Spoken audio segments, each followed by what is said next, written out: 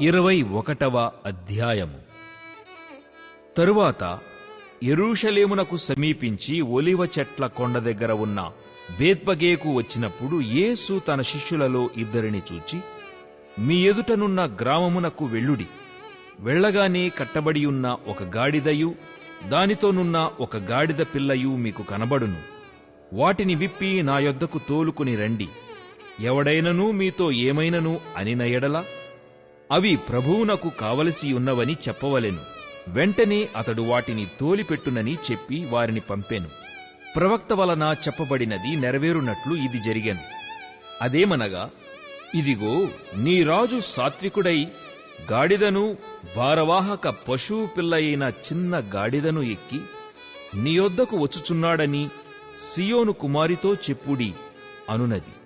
శిష్యులు వెళ్లి యేసు తమకు ఆజ్ఞాపించిన ప్రకారము చేసి ఆ గాడిదను దాని పిల్లను తోలుకొని వచ్చి వాటిమీద తమ బట్టలు వేయగా ఆయన బట్టల మీద కూర్చుండెను. జనసమూహములోను అనేకులు తమ బట్టలు దారిపొడుగున పరచిరి. కొందరు చెట్ల కొమ్మలు నరికి దారిపొడుగున పరచిరి. జనసమూహములలో ఆయనకు ముందు వెళ్ళుచుండిన వారును వెనుక వచ్చుచుండిన వారును, దావీదు కుమారునికి జయము, ప్రభువు పేరట వచ్చువాడు స్తుతింపబడునుగాక, సర్వోన్నతమైన స్థలములలో జయము అని కేకలు వేయుచుండిరి. ఆయన యెరూషలేములోనికి వచ్చినప్పుడు పట్టణమంతయు ఈయన ఎవరో అని కలవరపడెను. జనసమూహము ఈయన గలిలయలోని నజరేతువాడగు ప్రవక్తయైన యేసు అని చెప్పిరి. యేసు దేవాలయములో ప్రవేశించి క్రయ విక్రయములు చేయువారినందరినీ వెళ్లగొట్టి రూకలు మార్చువారి బల్లలను గువ్వలము వారి పీఠములను పడద్రోసి, నా మందిరము ప్రార్థన మందిరమనబడును అని రాయబడియున్నది. అయితే మీరు దానిని దొంగల గుహగా చేసెడివారనెను. గ్రుడ్డివారును కుంటివారును దేవాలయములో ఆయన యొద్దకు రాగా ఆయన వారిని స్వస్థపరచెను. కాగా ప్రధాన యాజకులను శాస్త్రులను ఆయన చేసిన వింతలను, దావీదు కుమారునికి జయము అని దేవాలయములో కేకలు వేయుచున్న చిన్న పిల్లలను చూచి కోపముతో మండిపడి, వీరు చెప్పుచున్నది వినుచున్నావా అని ఆయనను అడిగిరి. అందుకు యేసు, వినుచున్నాను. బాలుర యొక్కయు చంటి పిల్లల యొక్కయు నోట స్తోత్రము సిద్ధింపజేసితివి అను మాట మీరెన్నడనూ చదువలేదా అని వారితో చెప్పి వారిని విడిచి పట్టణము నుండి బయలుదేరి బేతనియాకు వెళ్లి అక్కడ బస చేసెను. ఉదయమందు పట్టణమునకు మరలా వెళ్ళుచుండగా ఆయన ఆకలిగొనెను. అప్పుడు త్రోవ ప్రక్కను ఉన్న ఒక అంజూరపు చెట్టును చూచి దాని యొద్దకు రాగా దానియందు ఆకులు తప్ప మరేమియూ కనబడలేదు.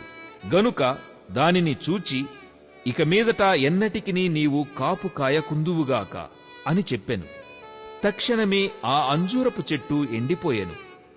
శిష్యులది చూచి ఆశ్చర్యపడి అంజూరపు చెట్టు ఎంత త్వరగా ఎండిపోయెనని చెప్పుకొనిరి. అందుకు యేసు, మీరు విశ్వాసము గలిగి సందేహపడకుండిన ఎడల ఈ అంజూరపు చెట్టునకు జరిగిన దానిని చేయుట మాత్రమే కాదు, ఈ కొండను చూచి నీవు ఎత్తబడి సముద్రములో పడవేయబడుదువుగాకని చెప్పిన ఎడల అలాగు జరుగునని మీతో నిశ్చయముగా చెప్పుచున్నాను. మరియు మీరు ప్రార్థన చేయునప్పుడు వేటిని అడుగుదురో అవి దొరికినవని నమ్మిన ఎడల మీరు వాటినన్నిటినీ పొందుదురని వారితో చెప్పెను. ఆయన దేవాలయంలోనికి వచ్చి బోధించుచుండగా ప్రధాన యాజకులును ప్రజల పెద్దలును ఆయన యొద్దకు వచ్చి, ఏ అధికారము వలన నీవు ఈ కార్యములు చేయుచున్నావు? ఈ అధికారమెవడు నీకిచ్చెనని అడుగగా యేసు, నేనును మిమ్మునొక మాట అడుగుదును. అది మీరు నాతో చెప్పిన ఎడల నేనును ఏ అధికారము వలన ఈ కార్యములు చేయుచున్నానో అది మీతో చెప్పుదును. యోహాను ఇచ్చిన బాప్తిస్మము ఎక్కడ నుండి కలిగినది? పరలోకం నుండి కలిగినదా, మనుషుల నుండి కలిగినదా అని వారిని అడిగాను. వారు, మనము పరలోకము నుండి అని చెప్పితిమా? ఆయన, అలాగైతే మీరెందుకు అతని నమ్మలేదని మనలనడుగును. మనుషుల వలననని చెప్పితిమా? జనులకు భయపడుచున్నాము. అందరూ యోహానును ప్రవక్త అని ఎంచుచున్నారని తమలో తాము ఆలోచించుకొని మాకు తెలియదని యేసునకు ఉత్తరమిచ్చిరి. అందుకాయన, ఏ అధికారము వలన ఈ కార్యములు నేను చేయుచున్నానో అదియు మీతో చెప్పను. మీకేమి తోచుచున్నది? ఒక మనుష్యునికి 2 కుమారులుండిరి.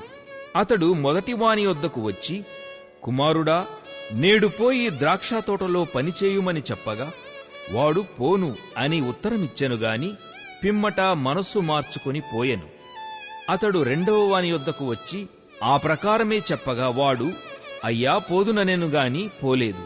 ఈ ఇద్దరిలో ఎవడు తండ్రి ఇష్టప్రకారము చేసినవాడని వారినడిగెను. అందుకు వారు మొదటివాడే అనిరి.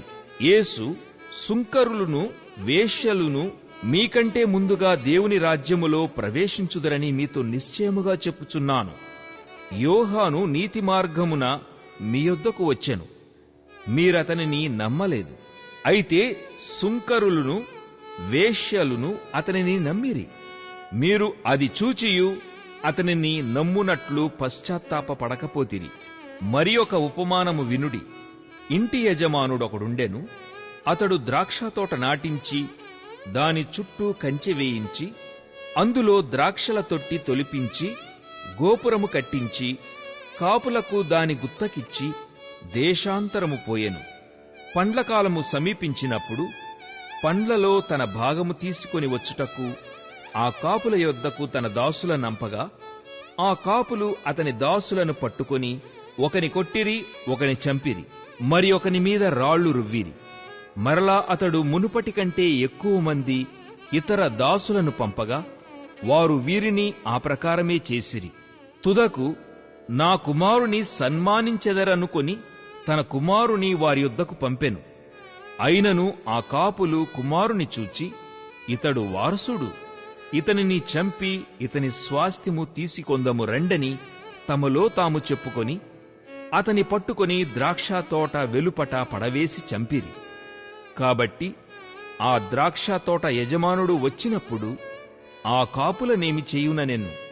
అందుకు వారు ఆ దుర్మార్గులను కఠినముగా సంహరించి వాటి వాటి కాలములయందు తనకు పండ్లను చెల్లించునట్టి ఇతర కాపులకు ఆ ద్రాక్షతోట గుత్తకిచ్చునని ఆయనతో చెప్పిరి. మరియు యేసు వారిని చూచి, ఇల్లు కట్టువారు నిషేధించిన రాయి మూలకు తలరాయి ఆయను. ఇది ప్రభువు వలననే కలిగెను. ఇది మన కన్నులకు ఆశ్చర్యము అను మాట మీరు లేఖనములలో ఎన్నడునూ చదవలేదా? కాబట్టి దేవుని రాజ్యము మీ యొద్ద నుండి తొలగింపబడి దాని ఫలమిచ్చు జనులకియ్యబడునని మీతో చెప్పుచున్నాను. మరియు ఈ రాతి మీద పడువాడు తునకలైపోవును గాని అది ఎవని మీద పడునో వానిని నలిచేయుననెను. ప్రధాన యాజకులును పరిసయ్యులును ఆయన చెప్పిన ఉపమానములను విని తమ్మును గూర్చియే చెప్పెనని గ్రహించి ఆయనను పట్టుకొన సమయము చూచుచుండిరి గాని జనులందరూ ఆయనను ప్రవక్తయని ఎంచిరి గనుక వారికి భయపడిరి.